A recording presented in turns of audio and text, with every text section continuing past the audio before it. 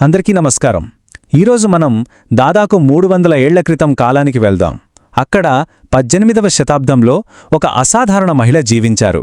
ఆమె ఒక కవయిత్రి, ఒక యోగిని, అన్నిటికీ మించి తన కాలంలోని కట్టుబాట్లను ధైర్యంగా ఎదిరించిన ఒక తిరుగుబాటుదారు. ఆమె తరిగొండ వెంగమాంబ. రండి, ఆమె అద్భుతమైన జీవిత కథలోకి ప్రయాణిద్దాం. అసలు ఈ కథ మొత్తాన్ని మనం ఈ ఒక్క ప్రశ్నతోనే మొదలుపెట్టాలి.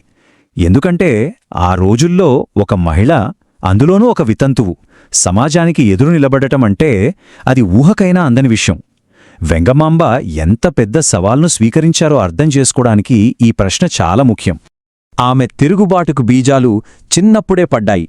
మరి సంప్రదాయానికి వ్యతిరేకంగా సాగిన ఆమె ప్రయాణంలో మొదటి అడుగులు ఎలా మొదలయ్యాయో ఇప్పుడు కాస్త వివరంగా చూద్దాం. చిత్తూరు జిల్లా తరిగొండలో పుట్టిన వెంగమాంబకి చిన్నప్పటినుంచే దేవుడంటే అపారమైన భక్తి.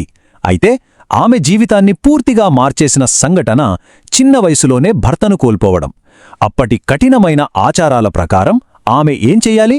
తలనీలాలు ఇచ్చేసి తెల్లచీర కట్టుకుని ఓ మూలన పడి ఉండాలి. కాని వెంగమాంబ ఆ మార్గాన్ని తిరస్కరించారు. తన భర్త ఆ భగవంతుడే అని, ఆయన కోసం ఎప్పుడూ ముత్తైదువులాగే ఉంటానని ధైర్యంగా ప్రకటించారు. ఇక్కడ చూడండి, ఆ తేడా ఎంత స్పష్టంగా ఉందో. ఒకవైపు సమాజం ఆమె ముందు ఉంచిన చీకటి దారి, మరోవైపు ఆమె ధైర్యంగా ఎంచుకున్న భక్తి, స్వేచ్ఛ, సాహిత్య మార్గం. ఈ ఒక్క నిర్ణయమే ఆమెను చరిత్రలో ఒక తిరుగుబాటు యోగినిగా నిలబెట్టింది. ఆమె తిరుగుబాటు, ఆమె విశ్వాసం, ఇవన్నీ ఆమెలో అద్భుతమైన సాహిత్య ప్రతిభకు ఊపిరిపోశాయి. ఆమెలోని ఆ భక్తి ఎలా అక్షర రూపం దాల్చిందో ఇప్పుడు చూద్దాం. ఆమె తన భక్తిని, తన భావాలను సామాన్య ప్రజలకు కూడా చేరవేయాలనుకున్నారు.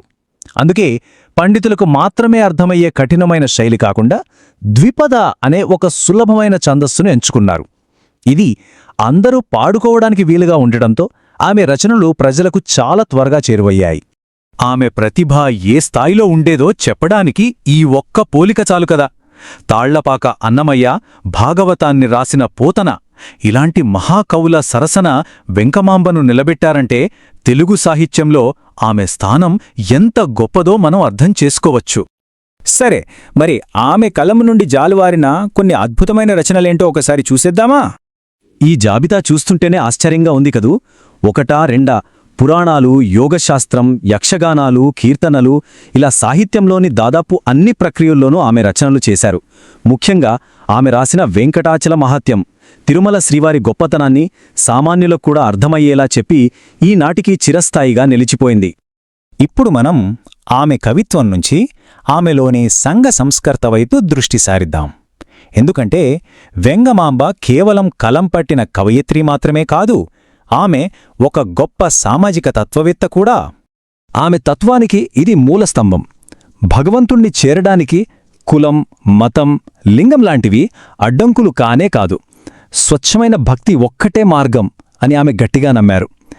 ఇది ఆ కాలంలో చాలా విప్లవాత్మకమైన ఆలోచన.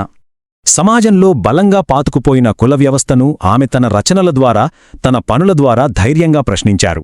భక్తికి కులం అడ్డుకాదని, దేవుడి దృష్టిలో అందరూ ఒకటేనని బలంగా చాటిచెప్పారు. ఇక ఇది ఆమె సొంత జీవిత అనుభవాల నుంచి పుట్టిన ఒక శక్తివంతమైన సందేశం.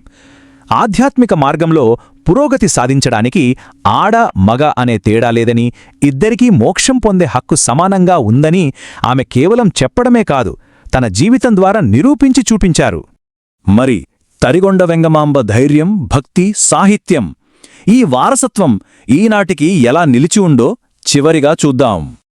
ప్రజలు ఆమెకు ఎంతగానో ఇష్టంతో, గౌరవంతో ఇచ్చిన బిరుదు ఇవి.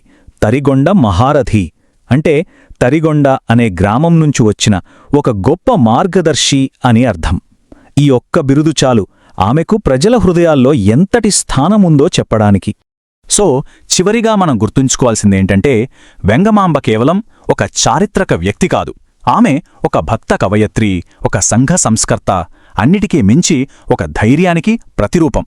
ఆమె జీవితం, ఆమె వారసత్వం ఈరోజుకి మనందరికీ ఒక పెద్ద స్ఫూర్తి. చివరిగా ఒక ప్రశ్న. అన్యాయాన్ని ఎదురించి నమ్మిన దానికోసం నిలబడిన, తన గొంతును బలంగా వినిపించిన వెంగమాంబ కథ నుండి ఈ ఆధునిక ప్రపంచంలో మనం నేర్చుకోవలసినమైనా ఉందా? ఆలోచించండి.